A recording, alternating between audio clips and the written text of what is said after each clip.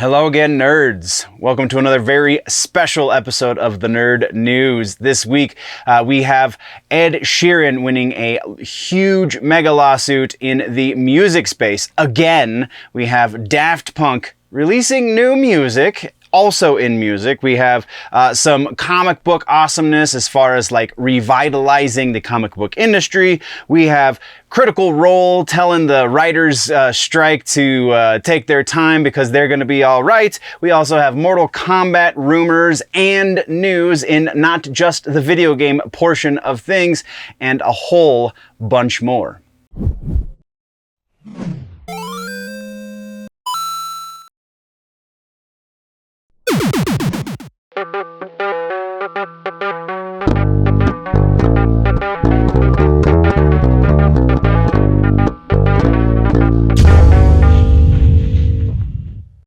So, to start things off with housekeeping. Nerds, as you have probably guessed from the intro, we are doing yet another very special episode of the Nerd News. So this is your week in Nerdom. This is also your Comic Talk headlines and your Nerd News headlines, depending on where you normally digest this information. We still have a writer's strike going on, which means there is very little in the TV portion of things, as well as the movie portion of things. We do have actually a bit more in TV than we did last week, but significantly less for movies. So, yeah, I am not one to give you fluff, so we're not just going to pad out those sections. If there's no actual news, then there's no actual news to report on.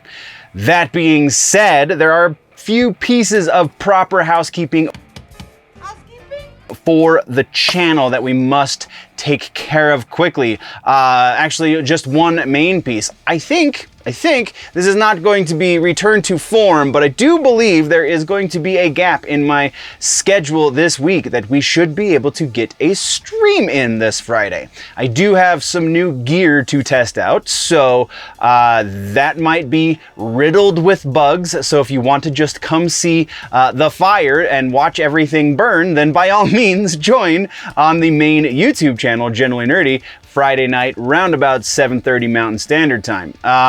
Beyond that, I think that might be all of the housekeeping. What kind of hotel is this? Oh, it's you. That we have for this episode. So, let's get into the music section, shall we? We do have some follow-ups here in the music section. The first one is one that I actually kind of got a little giddy when I heard it. The Foo Fighters have announced that they have a drummer, kind of. Josh Freese is the new drummer for the Foo Fighters, at least for the current set of touring that they have scheduled.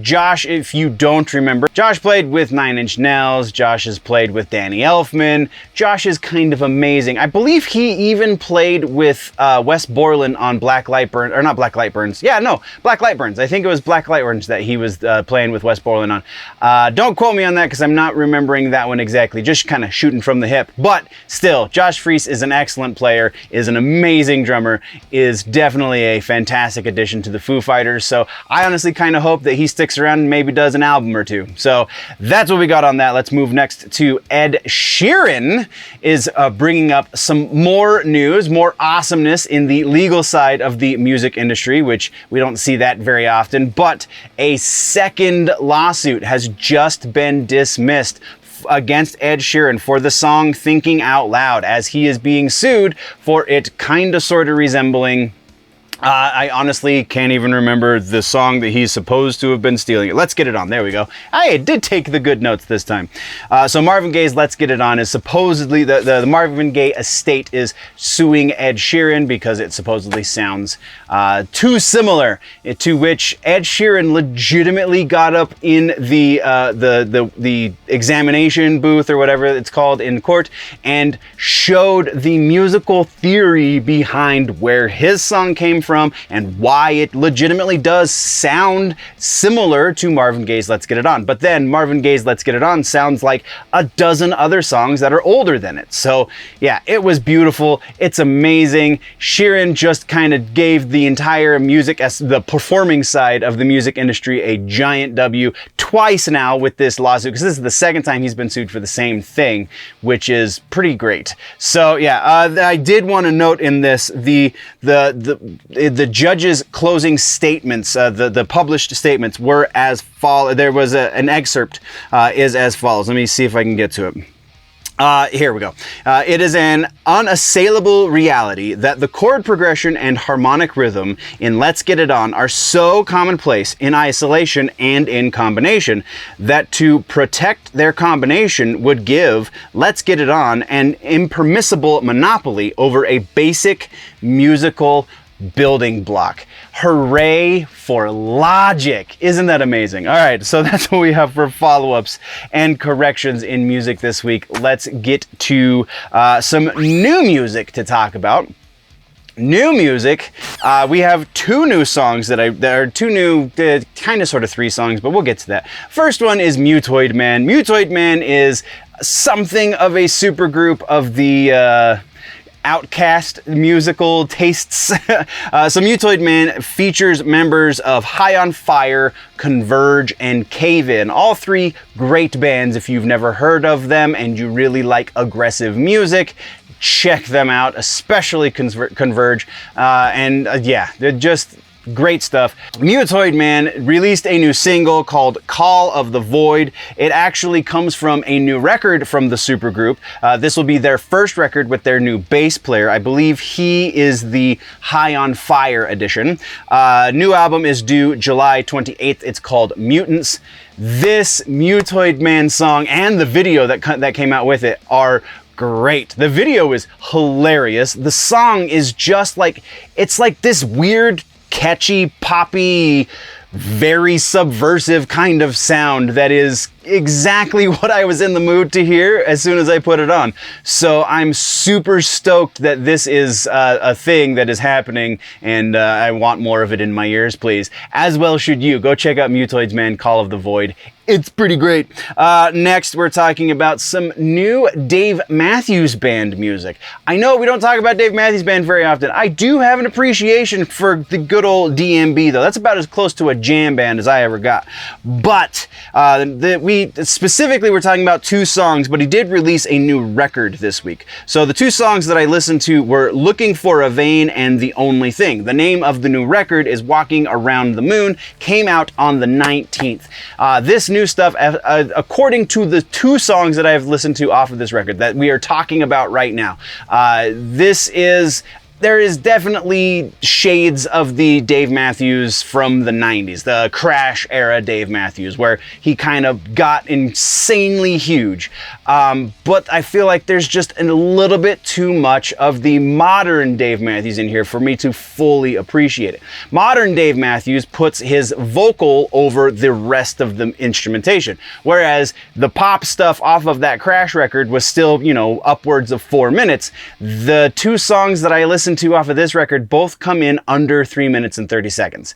So yeah, just a little too poppy for the Dave that I know and have an appreciation for. Still an amazing voice. Like, there's a reason why they highlight his voice in the mix so hard, but I feel like the rest of the band are incredible musicians as well, and they deserve highlight just as much as his voice does. So yeah, just not exactly what I wanted out of Dave Matthews, but still very listenable, very well done. If you like this kind of stuff, you will love this new record, I'm sure, and that's kind of all we got to say about that. So from there, let's go into some tours and festivals. We do have a very awesome festival just got announced this past week. In Flames every year does a festival called, I'm going to try and say this properly, but it's in Swedish, so I'm already apologizing. Dalala The Lala Brinner Festival this year happens August 25th and 26th. It will be in Sweden. I didn't exactly see a city in Sweden, so I do apologize. The lineup for those 2 days are as follows. The 25th, we have In Flames, Killswitch Engage, Fit for an Autopsy, and Maul. Don't know Maul, but the rest of that lineup is incredible. And then we have on the 26th, obviously, In Flames again, Hypocrisy, Silosis, and Hormdal. Homdal. I don't know that band either, but Hypocrisy, Silosis, both very, very incredible bands as well. So it sounds like if you are near the place that this is happening in Sweden, you are lucking out if you are a Metalhead fan. Tickets, there are actually tickets available for this. You can follow the link down in the description if you are looking to get your Swedish metal on. From there, we have another tour announced. Fear Factory has announced a European tour with their new vocalist. This tour is going to show support from Butcher Babies and Ignia. Don't know Ignia, not a fan of Butcher Babies.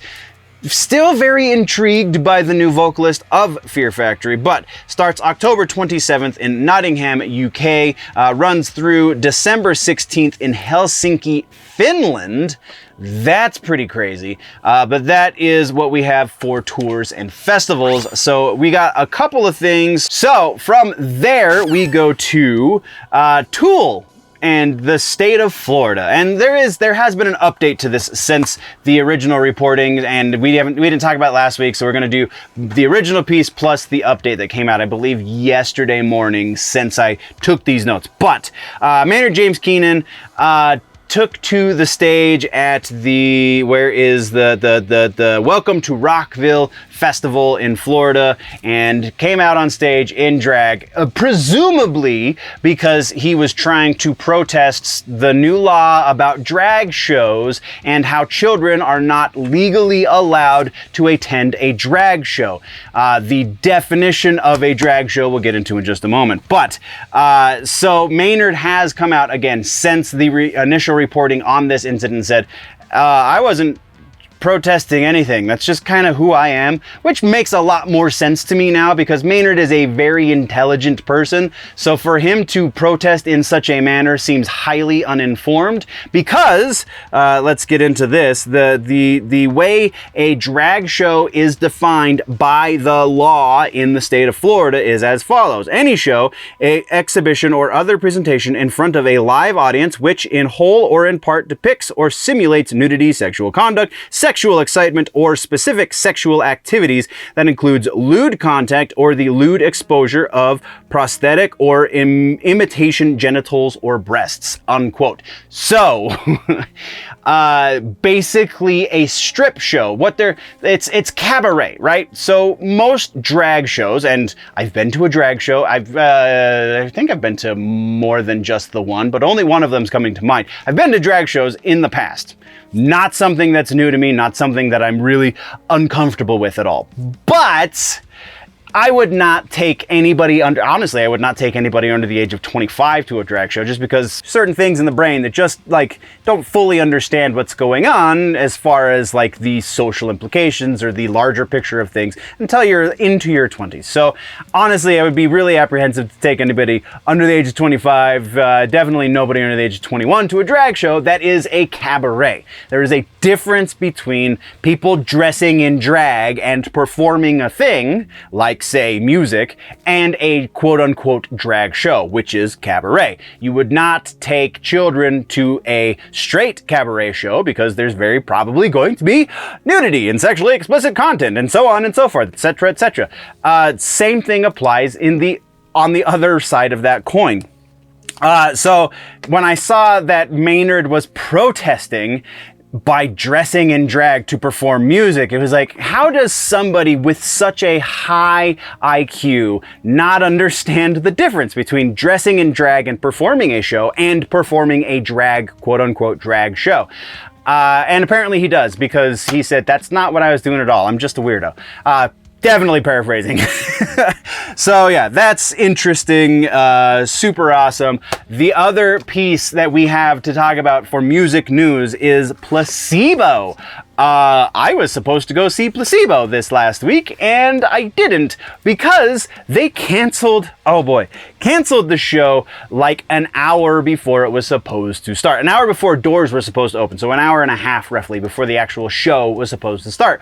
No real explanation was given, just sickness in the band, but if it was a sickness, then presumably, I don't know everything, so I could be wrong, and if it legitimately is something that all of the sudden just onset sickness, then my heart goes out and I hope they're feeling better or whatever. But presumably, what happened, if you were sick, then you would know many hours ahead of time. Like you wake up and go, oh my God, I can't breathe, or oh my God, my head feels like it's going to explode, or my bowels feel like they're going, something along the lines.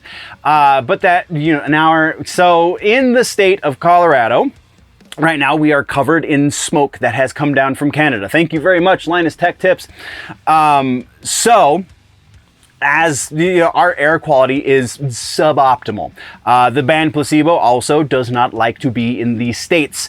And so the assumption on our side, on the fans' side of things is, well, they were looking for a reason to cancel the show, and they got it because lead vocalist, head songwriter, the artist type person in charge of the band, I can't think of his name and I apologize, but got up on stage and I got the black lung pop, and then show canceled. So it was unfortunate. We'll get into greater detail in the That Just Happened show for this week, but that, Placebo didn't happen, and so we have to move right along.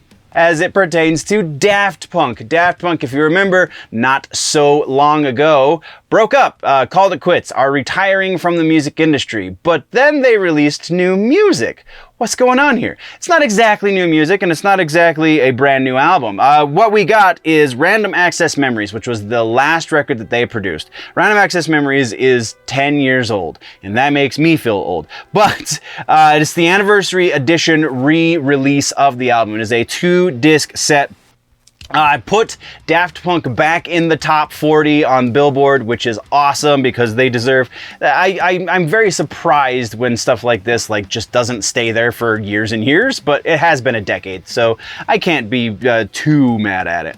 But so put them in the top 40 once again. Also on this new record, on this new version of Random Access Memories, like I said, there's an extra disc of new music. Not all, none of it is actually new music. A lot of it is like outtakes and alternate versions of things, but we did get one proper new song that was recorded at the time of Random Access Memories, just didn't make it onto the record. So if you are interested in listening to it, which I have yet to get my grubby little mitts on, but I do plan on it because Daft Punk is amazing, then you can go pick up the 10-year anniversary edition. And from what I have heard, again, haven't listened to any of the actual music, but from all of the reporting I have read on this, the bonus material is basically a new record's worth of music because some of the alternate takes are so different that they might as well be a completely different song. So that's pretty awesome. Very excited about that. We will probably be talking about that in the That Just Happened show as soon as, that happens as far as my ears are concerned. That is what we have for regular ass news. So let's jump into suggestions for music this week. I went a little old school on you, some 90s alt punk, and that is Eve 6, alt rock punk, whatever the hell you want to call them. Eve 6, Horoscope specifically, their second big record. Didn't go with the Inside Out record because it's just a little overplayed, but Horoscope is one of the... So in the 90s, a lot of bands put out a lot of great singles, and then kind of a lot of filler on their records as well. Horoscope is not an example of that. This record is solid from front to back. If you like some radio-friendly, though lyrically challenging stuff, then definitely Eve 6 is the way to go. It's very bright, it's upbeat. There are some draggy tunes on there, but that's purposeful. It's called dynamics, people. Learn it. Absolutely love this record. Listened to it probably twice in the last week, and you should do the same because it is worth your time. Go check out Eve 6 Horoscope this week as your music suggestion. Okay, that brings us into gaming and tech. More follow-ups here in the gaming and tech section. So, starting off the follow-ups and corrections section, we have Dead by Daylight. Nicolas Cage has been announced as a character coming to the game Dead by Daylight.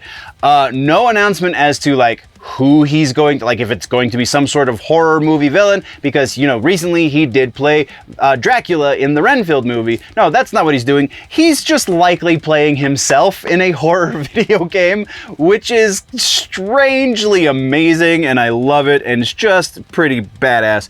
Yeah, so that's what we got on that one. Our next follow-up has to do with Mortal Kombat. I would say 12, but it is legitimately 1, so the rumors were true. I was wrong with my assumption that it would come out on Friday, as evidenced by the text on last week's episode.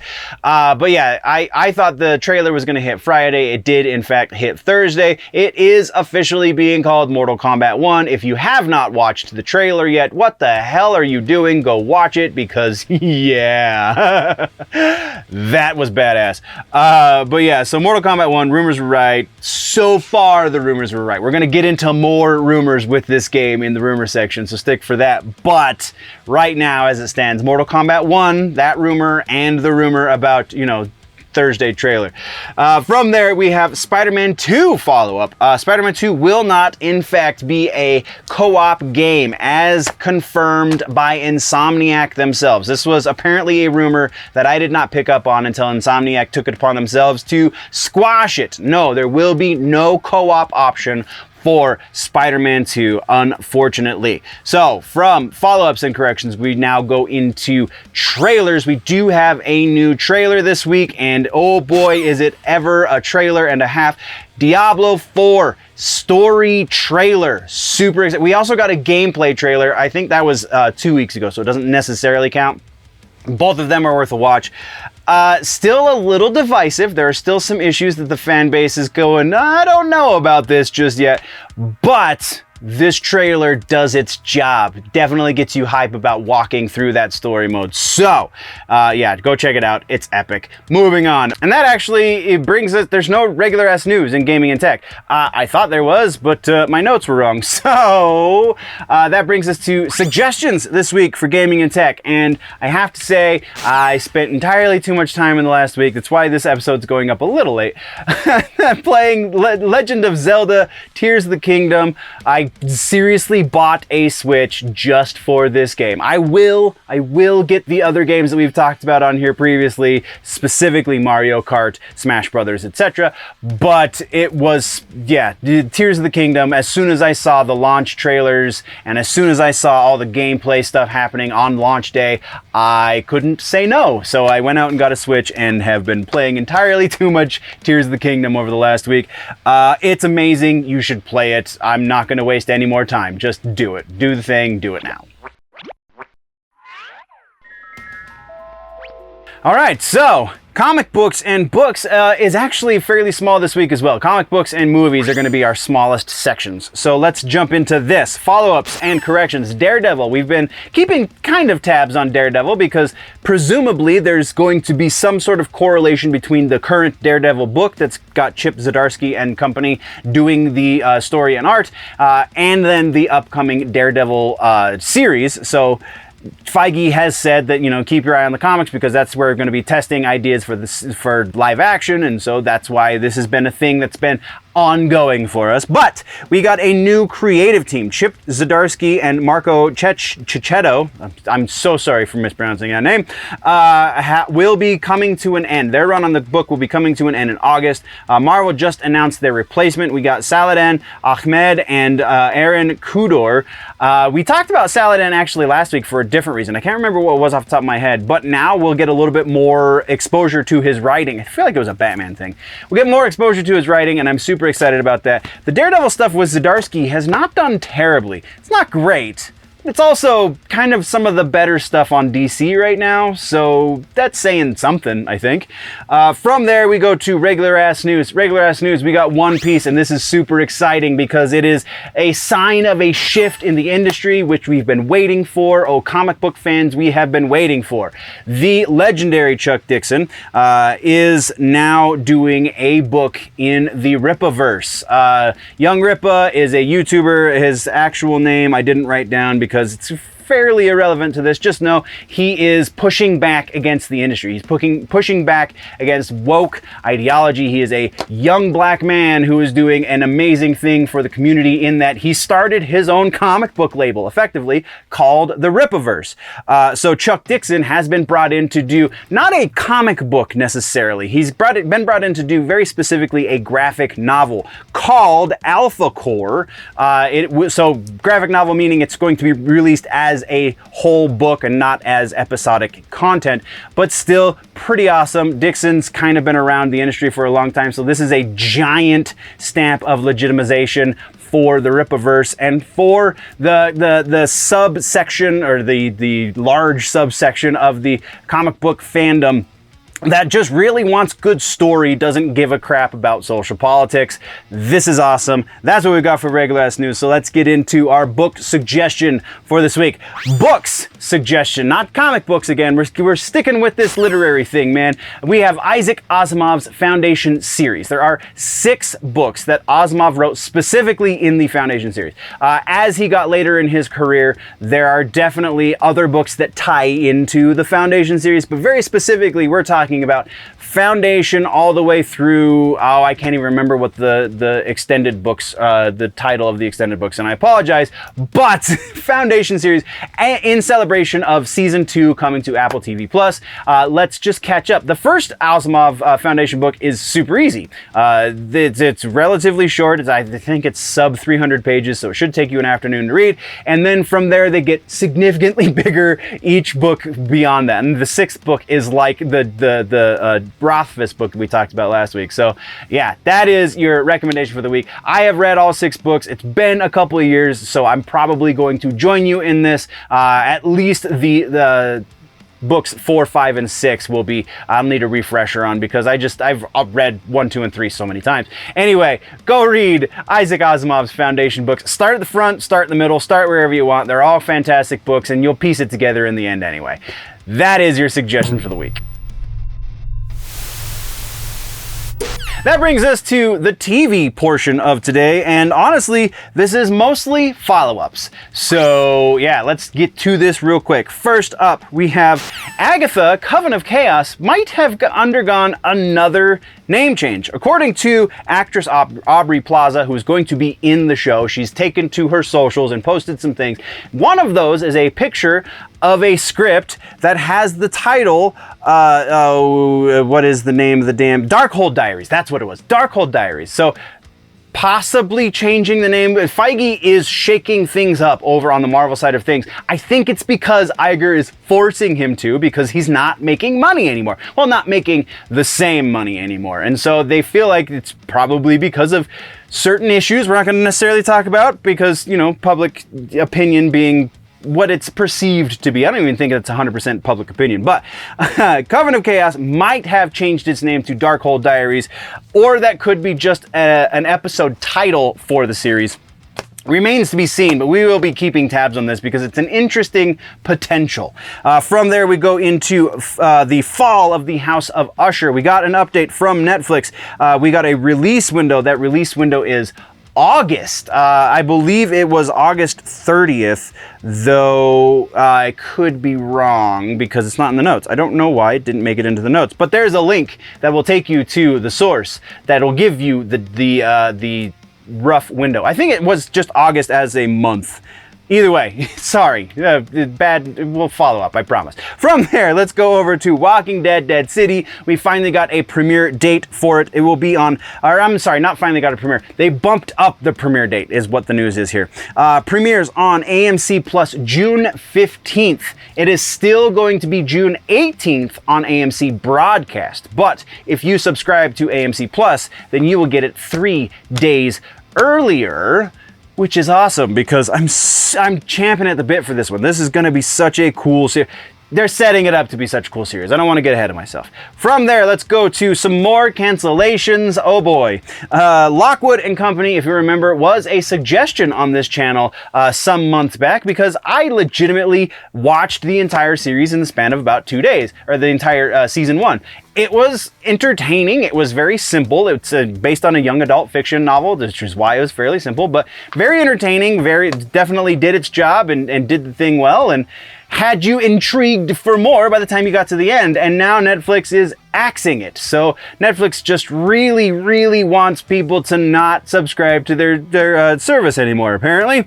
From there, we have one other cancellation to talk about, and this isn't even technically a proper cancellation, but the live action Powerpuff Girls series that went through so many iterations over at the CW, so many to the point that they had a pilot episode that went to air, got horrible backlash, the feedback was terrible, so they scrapped it and were going to redo that, and now the redo is what has been canceled. No longer are they doing a live action Powerpuff Girls series over at the CW, and thank God for that.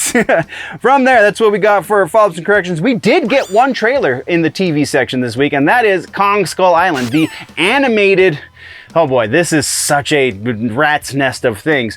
But so there's an animated Kong series called Skull Island that is coming to Netflix. There is also a live action series that is coming to Apple TV Plus that is called Monsterverse. And then there's also the Monarch series, and I can't remember where that one's going, but that's based on the same properties. No, I think I'm confusing them. I apologize. So let's take that back. Kong, the Skull Island show is Netflix. The Monsterverse got changed to Monarch and is on Apple TV Plus. That's what it was. Sorry, my brain kind of farted for a second, but I fixed it. So this is not necessarily tied directly into the Monarch series, but it is still somehow into the, I don't even know. It's so hard to keep track with this stuff because the rights are all wibbly wobbly, jumbled up. But yeah, so we got a trailer. It's interesting. The animation's fantastic. This is going to be more in the anime side of things and less in the children's programming side of things, and I dig it. I can get behind that. From there, we have regular ass news to get out of the way, and this is fairly significant, if not, I don't know. We'll just get into it. So, Critical Role, the ever popular, ever famous Critical Role, they're going to be doing a one-off episode this month, May 30th to be precise. They're going to be doing that one-off episode based on Legend of Zelda. They're going to do, their episodes run fairly long, so I'd imagine you're looking at probably about an hour and a half worth of Critical Role doing voices for Legend of Zelda. How are they going to do voices for Legend of Zelda tabletop D&D style? Because if whoever is playing Link just will not talk, because Link doesn't talk. So yeah, I'm very intrigued by this. I'm super excited about it, and that's definitely Critical Role going, we don't have writers, except for our DM, but he doesn't count as a writer. He's planning our adventure, and then all of the writing, quote unquote, is improv. So yeah, let's let the writer's strike happen. Let's take advantage and do something that is going to be very likely amazing, and they can take care of their stuff on the side. That's what we got there. That's everything we got. So let's talk about TV suggestion this week. We're going back to Miss Maisel just because season 5, episode 8 was this is very potentially perfect television. This episode very specifically is possibly perfect television. Has you rolling on the floor, has you thinking about philosophical depths of how the genders interact and how the world perceives this group of people versus this group of people, and also incredible character development. Just so much amazing about this show. We only have one episode left. I'm pretty sure it's only going to 9 episodes. Better be an hour and a half long episode, man, because I still have so many questions. But if you are falling behind on your Marvelous Miss Maisel, you absolutely need to catch up, because episode 8 of season 5 is the best piece of television I've seen in I don't even know how many years. Go watch it. Which brings us into the movies section. Movies is only follow-ups. That's all we got. So let's get into that. First up, King Conan. This one we've kind of been keeping tabs on. There's not been a whole lot of developments very recently because it's been in development hell for, I don't know, 20 years. But we did get something from Arnold where he has cast doubt on the idea that we will ever get a King Conan movie. Apparently a script exists according to Arnold, but that script, again, development hell, the rights are all over the place, and so might not get made. That script might not get made, another script might get made, but this all kind of comes at the same time that Arnold has said that he is not going to be revisiting the Terminator franchise. So if they make new Terminator movies, it will be without Arnold Schwarzenegger. Kind of like you hate to see him go, but they at this point it's like the originals were so great and then the sequels maybe not as much, so maybe it's best if that's the way it goes. And then our other follow-up this week, oh boy, rumor confirmed, Mortal Kombat 2. Karl Urban is in fact going to be playing Johnny Cage in Mortal Kombat 2. And I just lost a whole lot of faith in this movie. I'm something of a Mortal Kombat fan. I don't know if you noticed, but yeah. I also really love Karl Urban. Just him for the role of Johnny Cage is not how I pictured that going at all. Somebody younger, John Cena, The Miz, somebody like that makes so much more sense than Karl Urban. Karl Urban's a better actor than those guys, but you don't have to be a great actor to be an asshole like Johnny Cage. Like, it's just not, oh man. Also, Tati Gabrielle, who I'm pretty sure was in the Sabrina series on Netflix. She was one of the weird sisters. She is said to be next up going to be announced for Jade. Technically that's a rumor, but it's coming from trades at this point, so we'll keep tabs if this changes, but it sounds like this is pretty much set in stone at this point. I really dig her for Jade. Legit, that was a good casting choice. Karl Urban for Johnny Cage, no. I love Karl Urban. I don't really like Johnny Cage as a character, but he's integral to one of my favorite IPs of all time, so you got to do it right, and I don't think that was done right. That's all we got. Like I said, just follow-ups for movies. So let's talk about suggestion for movies this week. Equilibrium. We're going a little bit old school, if you will. 2002 old school. Equilibrium was supposed to be the Matrix killer and whatnot and so forth. And Christian Bale, Taye Diggs, the director of this was Kurt Weimer, Emily Watson also in this. Just a fantastic movie. It is a great action movie. The science fiction elements of this that make you question things exactly what science fiction was intended to do. Absolutely a fantastic movie. If you haven't seen it, go watch it. If you haven't seen it for a while, refresh your memory, man, because this movie, worth your time. Go watch Equilibrium this week as your movie suggestion.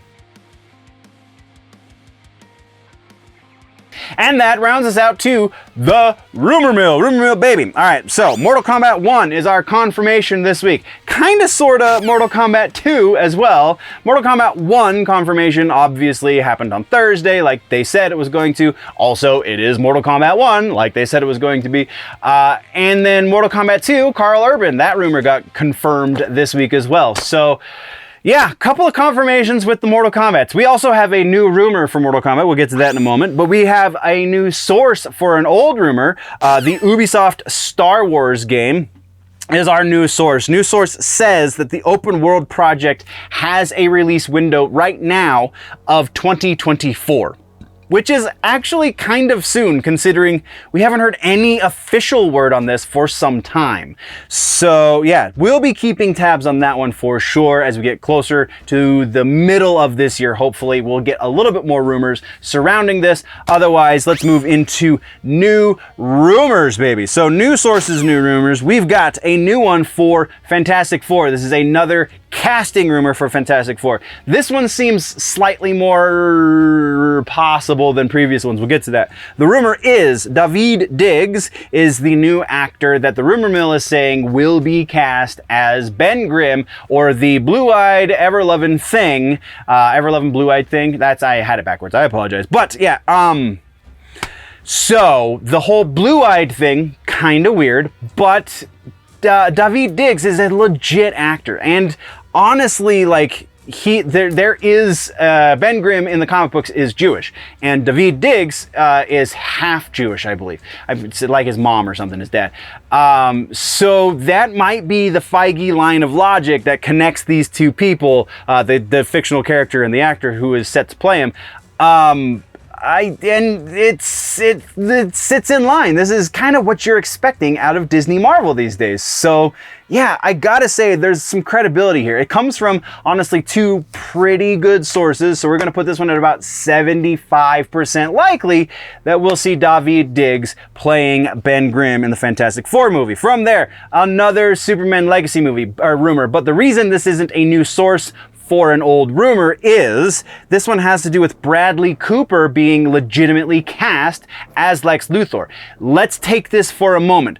Previously, it was said, James Gunn said, I'm not going to comment on people who are auditioning for a role, but that was specifically for Superman and Lois is what he was responding to. He has said very little, if anything, about the Lex Luthor situation.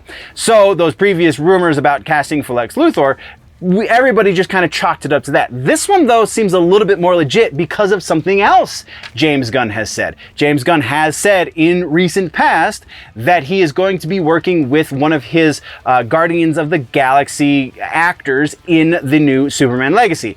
Just hasn't been made clear who or what role, and so on and so forth. So to say Bradley Cooper cast as Lex Luthor gives this a little bit more legitimacy.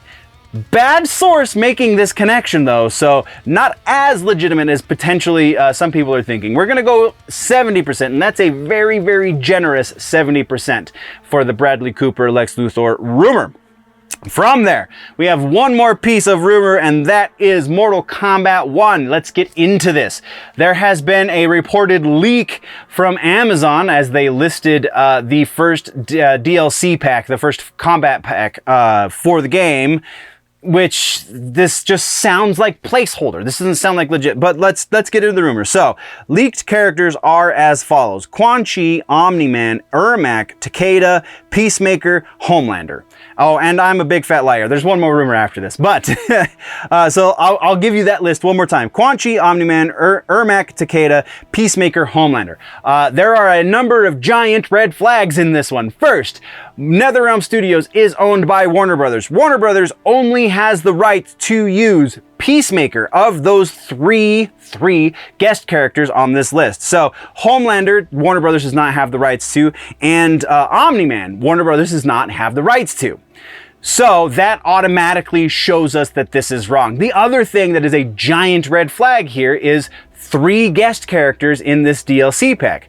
I know they don't always follow their own rules over at NetherRealm, but 3 guest characters, 3 very, very similar guest characters in one DLC pack sounds bogus. This sounds like if there is any legitimacy to it at all, then somebody at NetherRealm was just putting names in as placeholders, and that's what got out somehow, some way.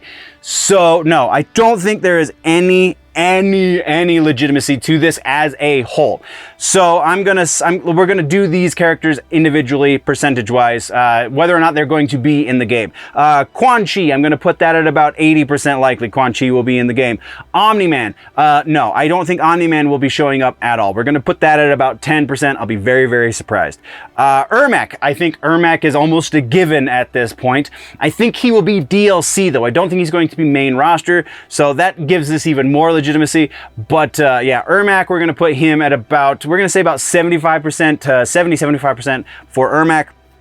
And then Takeda, I would love to see Takeda again. I don't think it's gonna happen in this game. I think the Combat Kids are probably gonna take a back seat to a couple of new characters, mostly revisits to existing characters pre-Combat Kids. So Takeda, I'm gonna put him about 30% likely. As far as Peacemaker, This one has some potential. We'll say probably 30% also for Peacemaker. Homelander, I'm going to say that one's at 10% as well because, again, reasons we've already laid out. So, from there, our actual final rumor has to do with Microsoft. Microsoft is been rumored to be developing their own chipsets, or processors rather, much like Apple has done with their M1, M2, and M3, I believe, was just announced or was rumored, one of the two. No, M4 was rumored, M3 was just announced.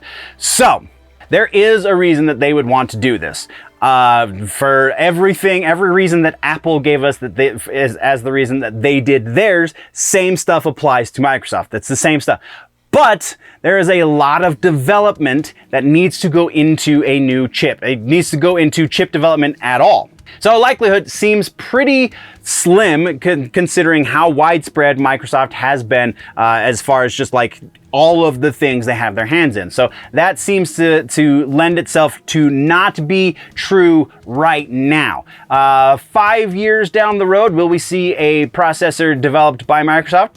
Possibly. Will we see an announcement for such a thing? That seems slightly more likely. Is it happening right now? Probably not. So we're going to say because of the long-term implications, that's the only reason we're going above 50%, and we're only going a little bit above 50%. At 65% likely that Microsoft is currently looking at developing their own silicon. So, from there, nerds, that's what we got. That's all the time I have. I just was interrupted by my timer because we're running on a quick schedule this week, and I got day job things to do, man. So I appreciate your faces. Thank you very much, nerds. If you are listening on one of the audio outlets, be sure to find the YouTube channel Generally Nerdy, or you can go check out Nerd News Clips if you want the shorter, more digestible bits and more short form content. That's where all of that stuff gets posted. If you are watching the YouTube, go find the audio outlets. We got Nerdy Legion. There's a bunch of great podcasts on that network that deal with other things that are a little bit more comic book specific, but still entertainment specific in general as well. And then also Big Show Entertainment Network's a little dormant these days, but lots of stuff still brewing in the background for them. That being said, that's all we got. Thank you very much, nerds, for joining me. Before we go, always remember that if it's generally nerdy, it's probably here, man.